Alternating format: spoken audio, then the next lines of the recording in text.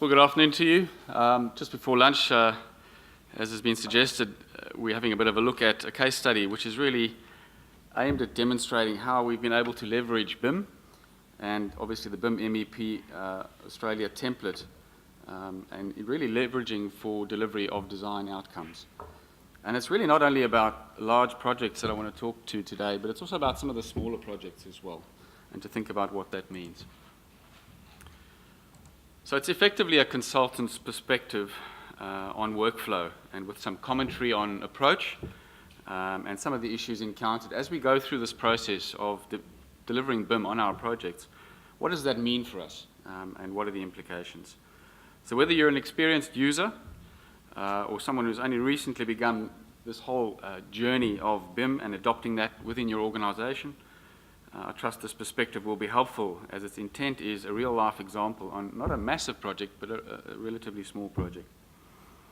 So by way of introduction, let's go back there. By way of introduction, a bit about the journey that Grieve has undertaken as we've adopted and developed our BIM capability.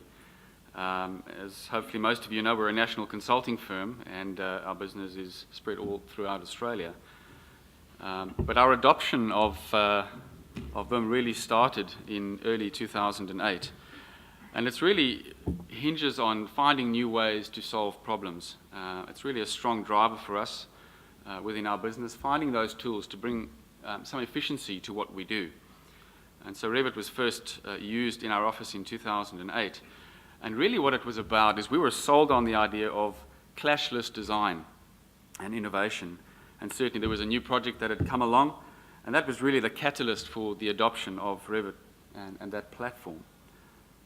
But the project was really the start of that journey, the start of that process.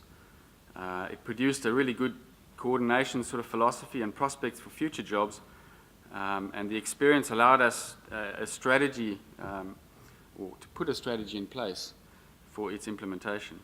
But really what would happen, it would take another 3 years for us, a lot of persistence, a lot of hard work by many countless individuals to develop some of those workflows and to develop some of those families and templates which would allow us then to deliver BIM on our projects. And looking back now at our early projects, it's quite amazing to see how far this journey has actually brought us. And as we look at what's being presented today and tomorrow, we can just see what is on the horizon for us as engineers within the industry that we work. So as part of that very first project that we looked at, there was a whole lot of existing ductwork, for example, that we needed to understand the size and location, and we extracted that information from a 3D CAD survey drawing, which is effectively the primitive sort of 3D scanning technology that we see at work today. And our adoption of a 3D modeling tool allowed us then to coordinate our design works and interact with building elements in a way that we hadn't done before. And so as we developed our capability, it meant that we had to think about what our approach was. What was our approach in terms of team structure? What was our approach in terms of workflows? And so there's some key points to note when it comes to that, which I guess for us are a bit of a point of difference in terms of how we were doing things. So the first one there was really about setting up ourselves to encourage traditional draftees to upskill themselves to engineering capabilities, and then also, together with that, having graduate engineers become BIM proficient from day one. And it's effectively a collapsing of those two roles that we've traditionally seen within our industry. What we've also found is obviously having to develop our own MEP templates to automate the setup of projects. I think that's pretty consistent for most organizations. And then it's really about the integration of engineering within Revit. Today more than ever we're seeing the integration of engineering design within the model. It's no longer just a view of getting the information into the model. The traditional draftee of the whole picture of him inserting elements into a model, I think those days are gone. We very much have a scenario where our design engineers are working in the model in a collaborative way, and design is taking place as they're doing that. So engineering design is now part of our workflow.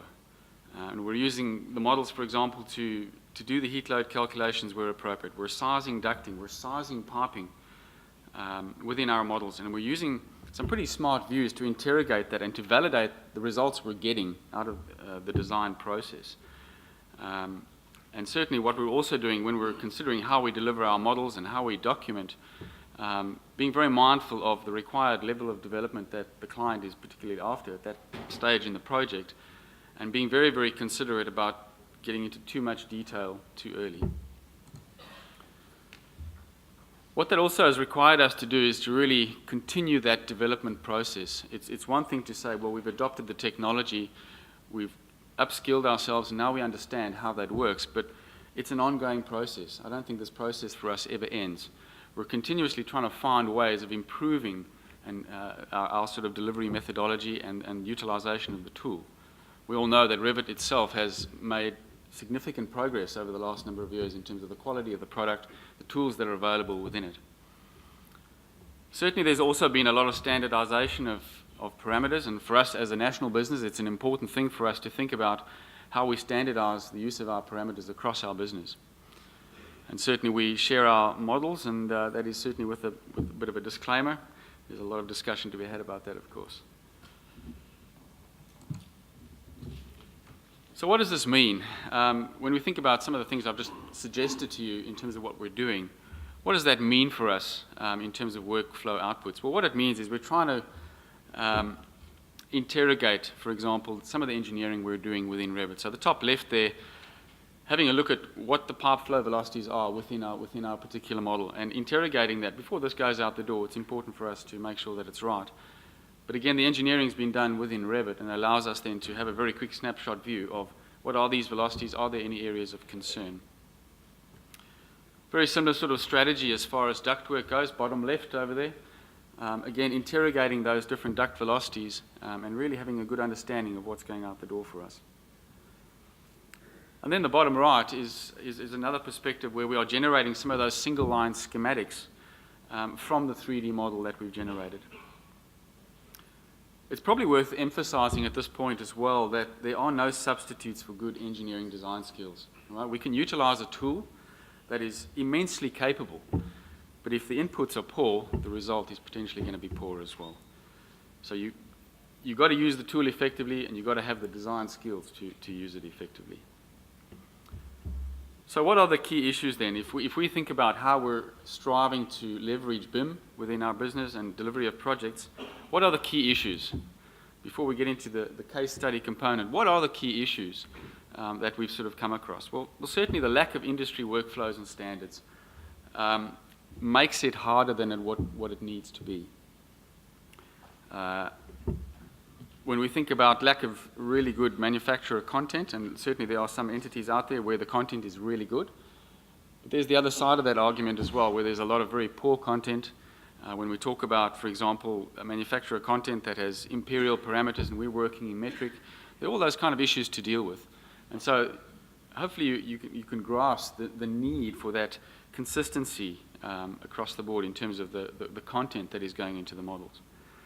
There's certainly quite a bit of, call it the bastardizing of models, where it's really a bit of a cocktail of in-house created templates and families, and then those available from manufacturer websites and other sources. That certainly is one of the things that we see occurring. And it makes it hard when you extend BIM past the design process and the construction process, and we get down to the FM down the track. This is really, really important. So what we're effectively seeing then, there's no consistency in terms of content, shared parameters, and obviously that impacts then the workflows. So there's also the effort involved in creating generic and manufacturer families. There's a lot of time and effort and sometimes little appreciation from contractors without modeling capabilities and what is entailed in doing that. Another key issue to consider is the over-detailing and dealing with only the really sort of aesthetic aspects of families and components rather than some of the really important engineering stuff that should sit behind that. And there's certainly an overall effect on productivity and profitability with respect to over-detailing. I mean, certainly as engineers, we love detail, but we have to balance that with the commercial reality of what we're doing.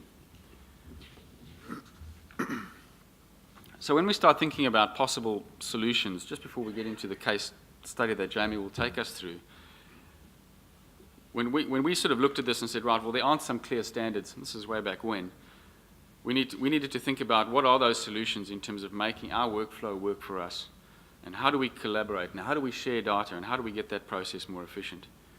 And certainly some of the entities that we put up on the screen here, certainly the initiative of BIM-MEP in producing the BMA template. We've got NatSpec on the other side, which is they're developing that sort of BIM management plan philosophy, and then ANZRA is developing some of those Revit standards for us. And these three entities are certainly, in my view, going a long way in terms of helping us get to that standardization, get to that common sort of platform, that common sort of approach, which then will allows us to exchange information in a more efficient way. So there's this opportunity, I think, to implement an industry standard workflow and data flows for BIM project collaboration. It really will have the end of saving the contractor's time, saving the client time and money, and delivering some FM and operational sort of enabled models, which really have long-term benefit, certainly for building stock. So what about that case study? Well, let me hand over to Jamie to talk you through a relatively small project, but one where we saw some real value in going through the BIM process with the contractor. Jamie. Thank you, Angus. So just bear in mind while I'm going through this case study that it was a project that we undertook in 2012, and it was a real benchmark for us for future projects using the BMA template. But it was also a good one because it's still actually going under construction, and we're getting a whole lot of feedback from the contractor as well. Okay, the case study presented is a regional hospital redevelopment.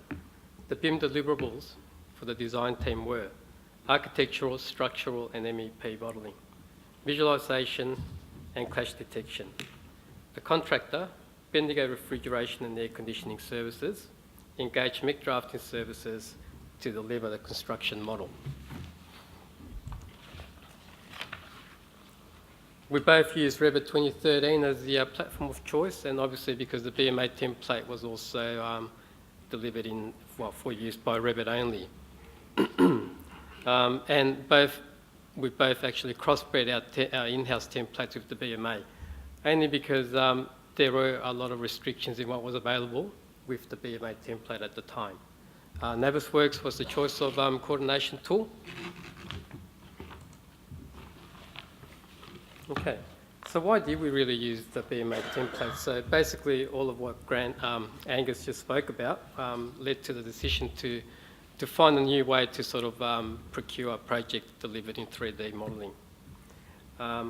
So what we really used it was basically to take advantage of ductwork fittings, accessories and duct systems, pipework fittings, accessories and piping systems, insulation lining, annotation, manufacturer content, although there was not much available at the time, and schedules, which again, there was really not much available at the time.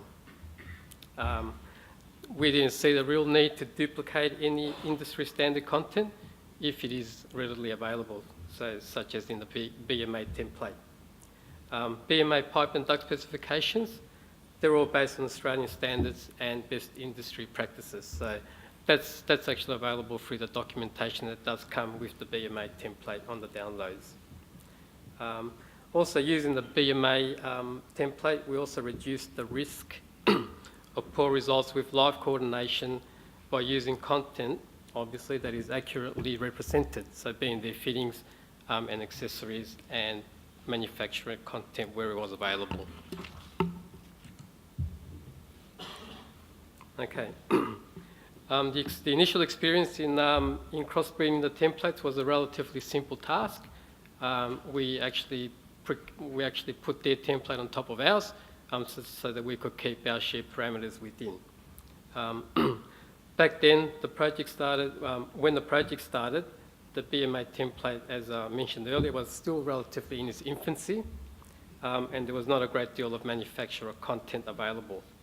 2014, however, as we stand here right now, template and content available within has improved dramatically. So we're seeing a whole lot more benefits in actually pushing ahead with the use of the BMA, and we have actually produced other projects beyond this case study with the actual template. So this screenshot is actually based on current templates and views from the actual content website. So our experience with documenting with the BMA template and its contents were, so this is once again, just bear in mind it was a couple of years ago. So generally well-defined duct systems and pipe systems. There was a lack of manufacturer content back then. The relatively good view templates, but needed some modifications from our end, just to make sure that the views showed up correctly. And the impact on productivity did not really factor in on the design documentation at the time. So once again, this is all basically due to the fact that it was still developed, was still undergoing development. Okay. This slide actually shows what Wood and Grieve are able to produce with some of the BMA content and the in-house content that was available back then.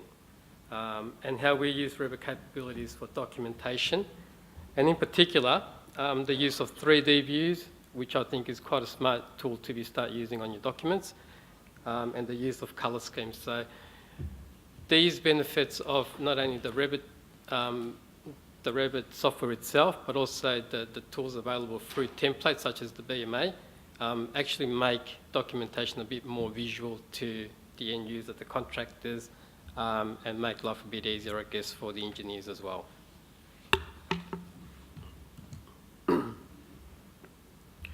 Another slide showing the use of the BMA fittings and insulation. So these were, as I mentioned before, the fittings, insulation are accurately represented through the BMA because they use best industry practices to actually be built on.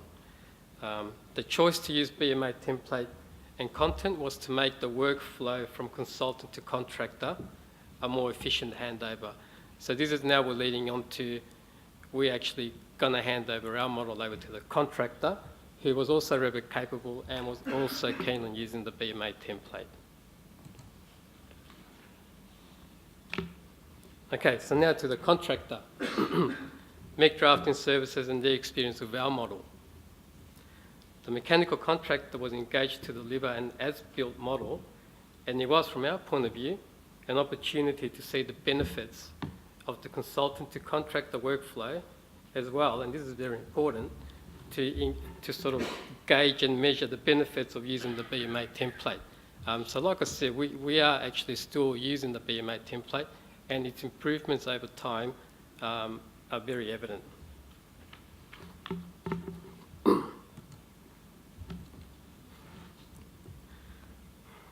So this is what MEC Drafting Services commented about their workflow and their experience with our model. Our model had well set up families and information within. MDS also used in-house created template crossbred with BIM-MEPAUS for production of workshop documentation. MDS used the WGE model information as a basis for their workshop documentation. So that's very promising to hear from a contractor with respect to a 3D model. It actually just goes to prove the point that something designed properly can actually be reused. And I guess that is what the function of the whole BIM cycle is about with respect to this workflow.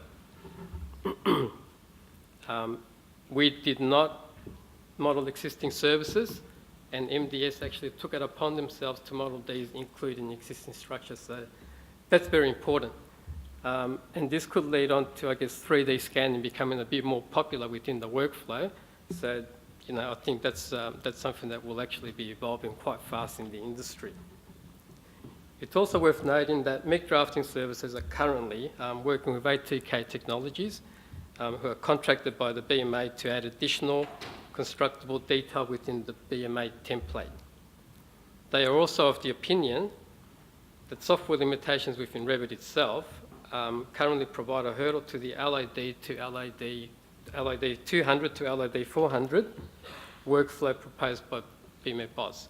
So it's actually very important to not only note that the BMA is a possible solution for workflows, but given the authoring tool, it also needs to be adaptable to what the BMA is trying to achieve.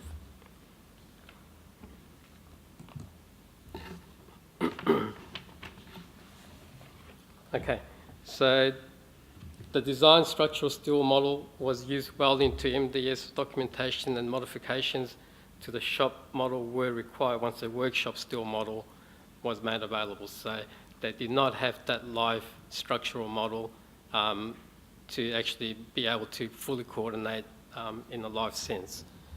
Okay, so the steel workshop model was made available in CAD 3D format, which posed functionality issues with Revit, as you all would know. So I guess Revit users would appreciate this comment.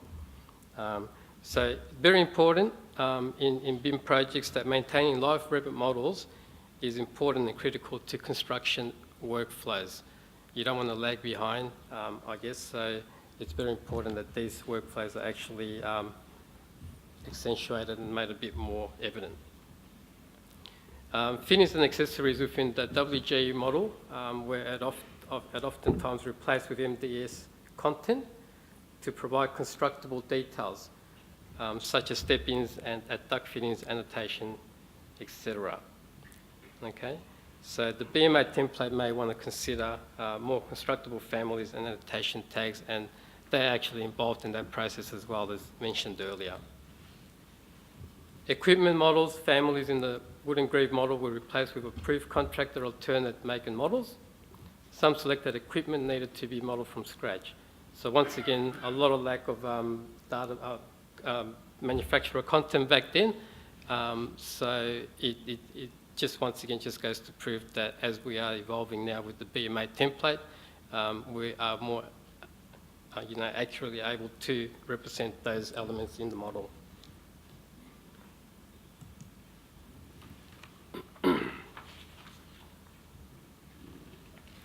Pipe work within the wood and Grieve model was indicative, and valves not shown on pipe work.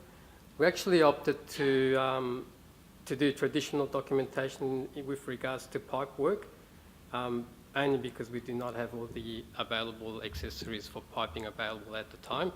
So we just handed over the traditional schematic that consultants would do.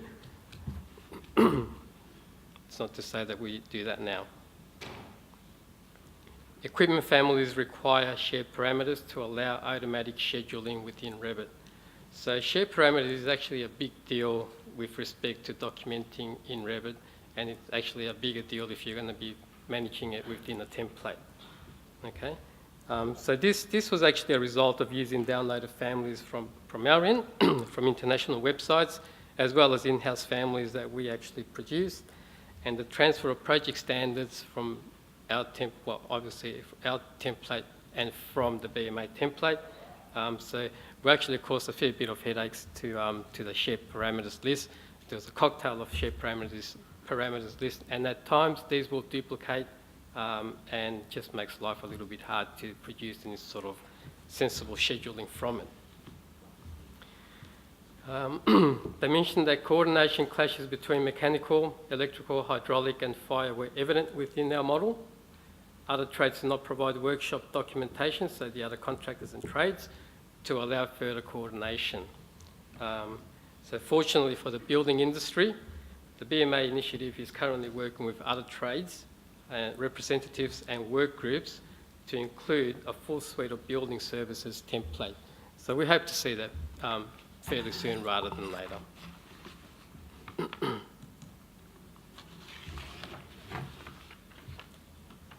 This is just a Navisworks overlay of the wood and Grieve model and the contractor's construction model. So pink being the wood and Grieve model and blue being MEC drafting services. So you can clearly see that there's very little variance in the two models. So that was actually a big sort of bonus for us to be actually visually see that with the two models compared to each other. The most obvious changes actually related to changes by the structural trades due to delivery of a structural steel model late in the piece, and better defined families developed by NDS for manufacturing, fabrication and prefabrication. So they understand their trade, and it was in their obviously was in their benefit to produce the right tools available to them.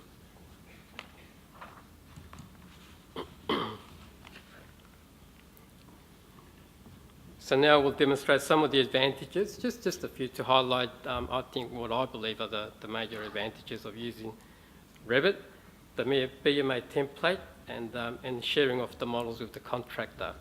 So once again, so the case study is totally based on this workflow. Okay, so, so good design obviously equals minimal rework, and that was quite evident, as you could see in the Navisworks image beforehand. And actually in this actual view here, in plan, we've also overlaid the two contractor and the consultant's images on top of each other.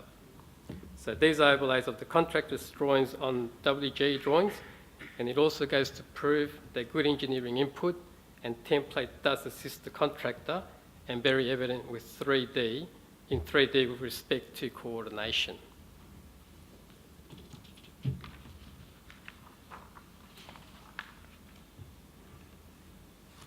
Very interesting picture, this one here. So from the design model to the construction model, and then finally we've got some final some photos of the as-installed conditions. So it's actually it's a clear win-win situation for consultant to contractor to the end user and the client. This also leads to prefabrication, better project management on site for the construction team.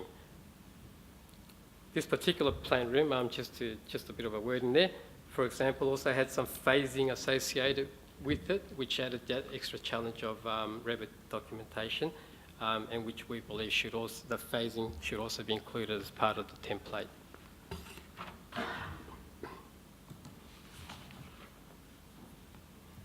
RFIs. So it is true, a picture does tell 1,000 words, and how much easier is it to read something like this than a simple 2D drawing? Reviewing, processing and executing RFIs was actually an enjoyable experience for some of the engineers in the office. MDS even produced rendered images which at first glance seem realistic. We actually had some people in the office saying, hey, did they actually build that ductwork through that, through that thing? Just jokingly. So MDS actually also did the right thing, and they also overlaid the design structural steel that they started producing their model with the construction steel model, just to provide clarity to the RFI and why it was raised. So it was not a coordination issue to start with. It became a coordination issue due to the delay in the structural steel model becoming available.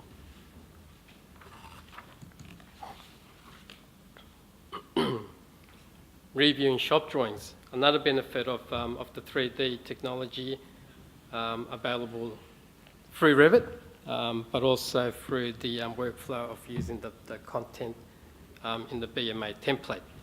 So reviewing shop drawings, verifying manufacturer's content, spatial requirements, engineering criteria, maintenance and clearances was relatively easier to process and approve.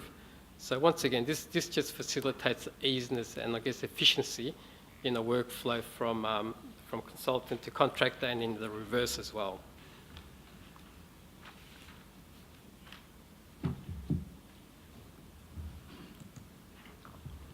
So that was basically what I think were the key features of using the BMA template with respect to the consultant to contractor workflow. Having explored the consultants and contractors' experience with workflow and using the BMA template, here's what we would want from the BMA template.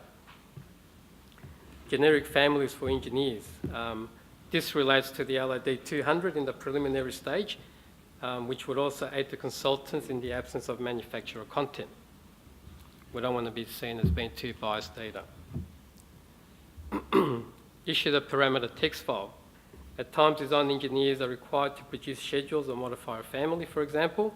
And although this is currently noted as being available through the download, it actually, as far as I know, it's not yet available. More schedules. I guess part of the power of Revit is its capability to schedule. So we need to see more schedules within the template. Design, procurement and commissioning schedules are well defined once again, and documented in the BMA practices guidelines for scheduling plant, equipment and fittings, but are yet to actually be included in the BMA template, as I have not seen them yet. We've only just a few schedules here and there added in the template as of date. Also, cost schedules could be included to enable opportunities for reverse tendering using the models data for costing of the project at the concept and design stages. So that's very important, I think, for the industry. Multidiscipline template or separate templates. So once again, I touched on that a bit earlier. So this seems to be work in progress, and we kind of wish that that was available sooner rather than later. 3D scanning. So there's I think more than half of the stands that they are devoted to 3D scanning. Just goes to show that this is a very rapidly evolving technology, and it is actually here. It's going to be very widely used in our workflows.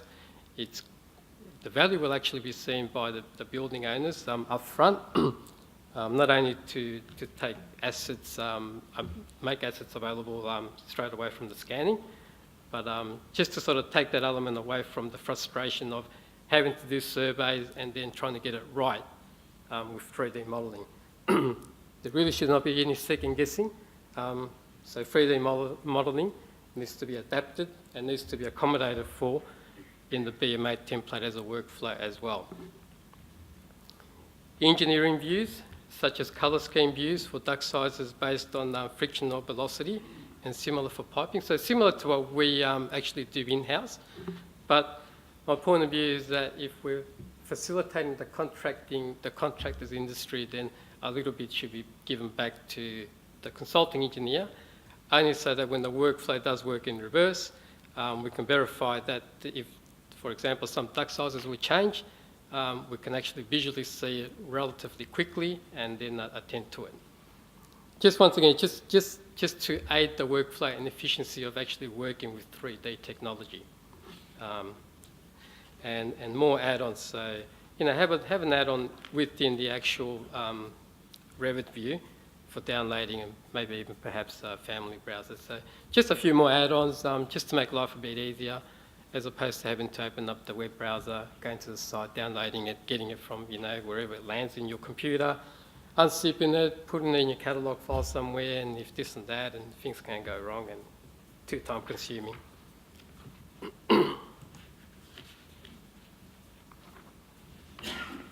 Also maybe perhaps include operations enabled parameters such as COBE or similar. It doesn't necessarily have to be COBE, it just needs to be something smart that will facilitate the process through to FM. Navisworks appearance profiler file. Okay, so the Revit template has defined colours for coordination, so why not apply Navisworks workflow as well? It just makes sense. So I guess I'm trying to make the BMA team a bit more aware that, okay, you've created a Revit template, but there are other workflows associated with it that may need to be accommodated. And as of lately, just a bit better feedback and response time from the content team, sorry to have to say, but it is something that's very important to the industry. Okay, so maybe even I might suggest maybe set up a template forum on the BMA website, a LinkedIn group, maybe like a Twitter account for live feedback so that users can actually help each other out. Okay, I just feel that this area of service could be better managed for everyone.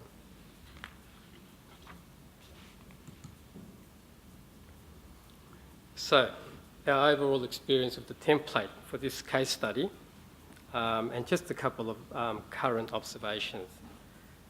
Okay, the template in concept, great idea. Everyone wanted on board. Some of the bigger consultants as well, contributed as well to the input of the template. But I feel there's still a bit of work to be done in some areas, and now I believe the next release from hearing in the grapevine is actually going to explode and make things a whole lot more easier for ourselves.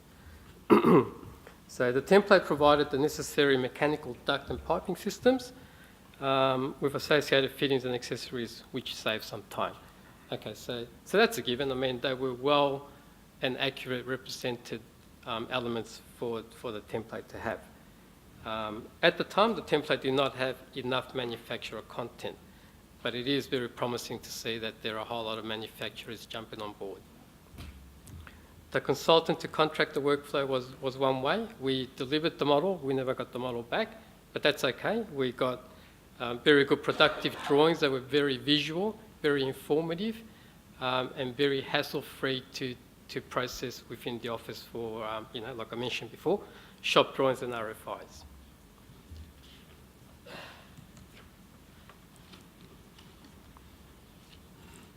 So just to make that point on RFIs, no need to reiterate that, but just faster in comparison to traditional workflows. I'm pretty sure some of you have actually come across this workflow of getting RFIs back with your 3D views, your sections, your colour schemes, this and that. Fantastic. So just a current observation we're currently making, I'm stating here, is that clients are starting to nominate the use of BMA template.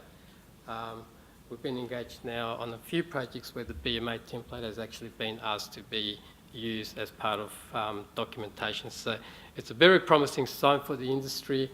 And as it stands now, the template is very easy to sort of adapt to, very simple to sort of work in with your own template if you need to crossbreed it. It actually is not a whole lot of hard work, but the important thing is that standardisation is very important in this industry.